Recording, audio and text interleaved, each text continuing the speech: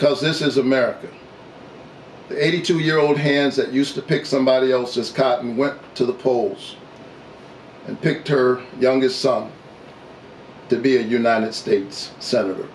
I am honored by your support, by your confidence, by your trust, and I will look forward to serving you in the United States Senate with integrity, with humility, with honor, and getting things done for the people of Georgia. Well, Democrats in Georgia actually pulled it off. They won both Senate seats, Jon Ossoff and Raphael Warnock, and now have a slim majority in the Senate, with Kamala Harris being the tiebreaker. So I'm going to go over the numbers here. I'm also going to discuss why I think they won, and also going to get into the potential implications of these two wins. So first up here, the results from Decision Desk. You have here Jon Ossoff leading David Perdue by 50.2 to 49.8, and Raphael Warnock leading Kelly Loeffler by 50.62 to 49.38. And their leads here, based on the counties that are left, are expected to continue to increase over their opponents, as there's still votes coming in from larger counties that lean heavily Democratic. And as Dave Wasserman here tweets out, "Look, guys, I've seen enough. Both Raphael Warnock and Jon Ossoff will win by margins comfortably exceeding Georgia's 0.5% recount threshold." So not only do they win, they also get to avoid a recount. Awesome news. Now, let me first get into some of the crap that was thrown towards Raphael Warnock and Jon Ossoff. Here, this incredible headline from Deadspin: "Idiot of the Year, Kelly Loeffler darkened a photo of her opponent and spent $40,000 boosting the video." These are the kinds of tactics that Republicans use. So, of course, they went straight to racism, and as I'll get to in a second here, straight to anti-Semitism. Senator David Perdue removes ad that made opponent Jon Ossoff's nose look bigger. Jon Ossoff is Jewish. They made his nose look bigger in an ad, and when confronted on it, actually were forced to remove it. Absolutely disgusting people. And of course, as I discussed throughout the past several months as well, David Perdue and Kelly Loeffler, just incredibly corrupt. They, as Mother Jones writes here, "Perdue and Loeffler's well-timed stock trades give Georgia Democrats an opening." These are two who were told about how serious the pandemic was going to be at the beginning of it when nobody knew, publicly acted like it was going to be fine, privately were selling their stock so that they wouldn't lose any money, and were investing in industries, in companies that were going to perform well during a pandemic. Like Kelly Loeffler put money into a company that was developing PPE. Just to show you how disgusting these people are. It's all about themselves, their bottom line, how much money they can make, while telling the American people, oh, everything's fine, Trump has a handle on this, don't worry about it. Just totally disgusting. So, apart from the good news that Warnock and Ossoff are in, it's also great news that these two assholes are out. Now, let me get to some of the reasons why these Democrats won. So CNN here: "Black Georgia voters' high turnout helped solidify historic win," organizers say. So, of course, I would say the major piece here are the organizers on the ground that got these people registered, got Democrats out to vote, ensured that people were ready on the day to go out and vote. So, of course, organizing, I would say, played the biggest piece in all of this. Also, Donald Trump, New York Times headline here: "How Trump's fraud claims could hurt the Georgia Republican candidates. As the president pursues his own agenda, the fallout could have long-standing repercussions in the state where Republicans have dominated for years." So, of course, Trump over the past couple months has been talking about, you can't trust these elections. Who knows what's going on in Georgia? So putting out that uncertainty about the election process in general, of course, led to suppressing at least some of the base for the GOP. So this played a part as well. Trump, of course, being a major idiot. And NBC News here: "In Georgia, Democrats close with populist pitch vowing $2,000 stimulus checks." This is what I talk about all the time. Not this specifically, but just when you're talking about politics and getting people excited out to vote, you have to be specific. You can't just say, I want to expand healthcare, I want to raise wages, I want to help people. No, specifically, what do you want to do? $2,000 checks is very specific. So having this in their back pocket was brilliant. And fighting for this and showing the fight for this, Jon Ossoff called $600 checks, I forget the exact quote now, but like a joke or crazy. Basically, treating it like not just $2,000 would be nice, but no, $600 is a joke. We need $2,000. So being forceful in their support of a very specific issue. This is how you reach people. And of course, this applies to issues like Medicare for all, a very specific policy, or $15 minimum wage, a very specific policy. When you talk specifics, people begin to actually believe you, what you're saying means something.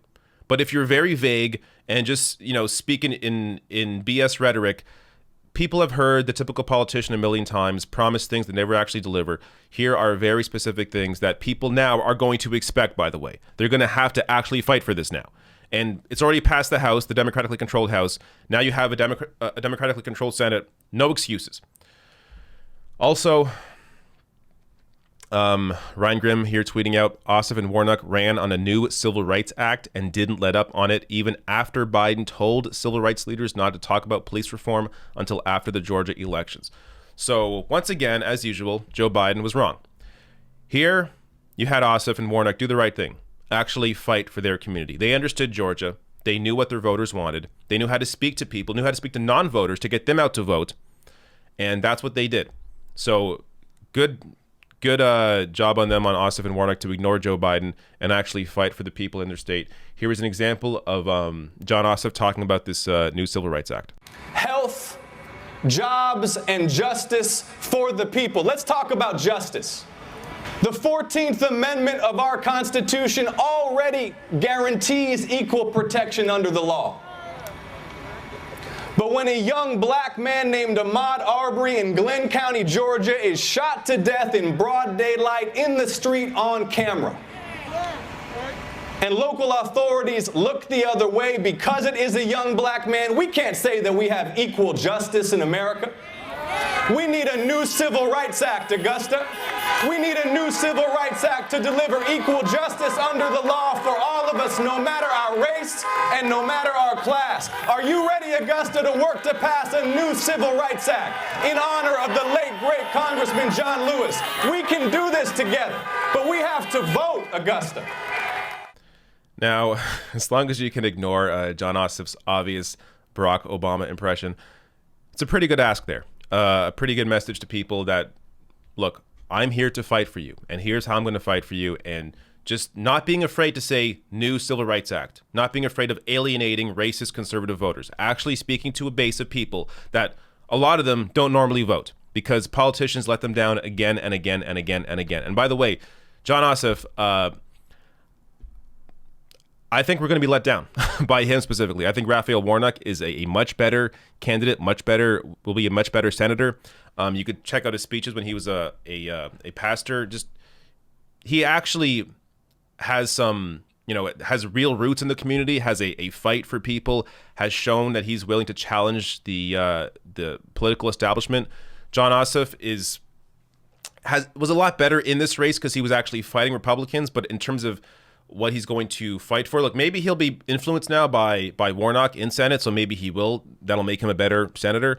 We're going to have to see. But Jon Ossoff, for the most part, up to this point, has been largely sort of a Washington creation. But I hope, he proves me wrong. So we'll see. Now, a couple of implications here for these two wins. Newsweek here, prospect of Senate Minority Leader Mitch McConnell excites Democrats on social media. Yes, Senate Minority Leader.